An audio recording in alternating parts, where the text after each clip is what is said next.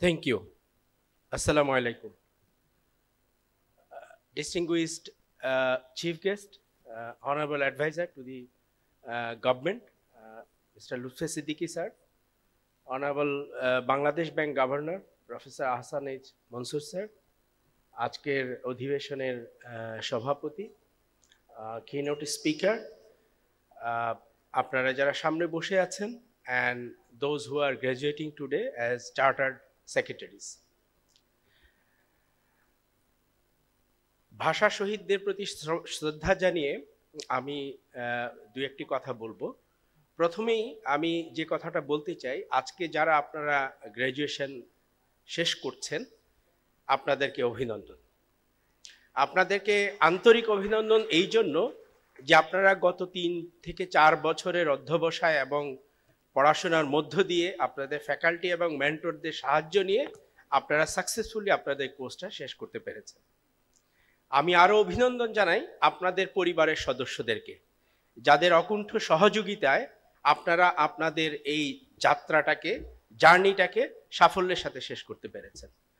I also like to congratulate and convey my heartfelt thanks to the members of ICSB, faculties of this institution, those who have sacrificed their time and their knowledge to equip our young graduates for chartered secretaries position. আপনারা জানেন যে company আইনের সংস্কার নিয়ে আজকে বিকালে একটা অধিবেশন ছিল এখানে। একটা কিনোট পেপারের পরে আমিও কিছু বক্তব্য রেখেছিলাম।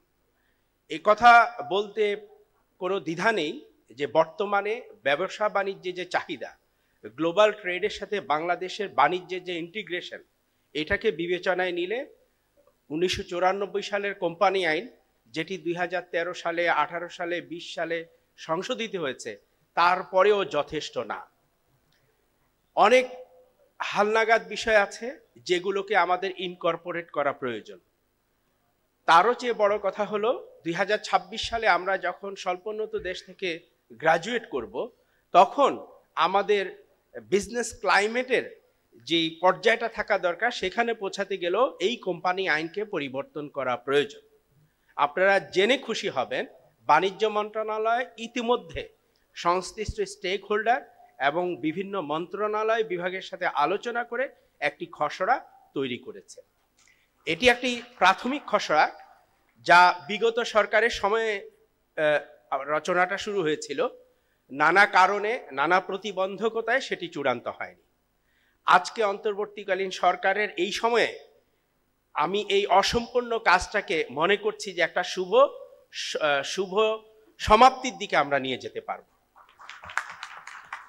আমি যে কথাটা বলতে চাই যে পূর্ববর্তী রেজিমে যে কাজগুলো আমরা, যে সংস্কারগুলো আমরা করতে পারিনি, বর্তমান অন্তর্বর্তী সরকারের সময়ে আমরা সেই সংস্কারগুলো করার জন্য ম্যান্ডেট প্রাপ্ত এবং আমরা সেইভাবে নিজেদেরকে প্রস্তুত করছি।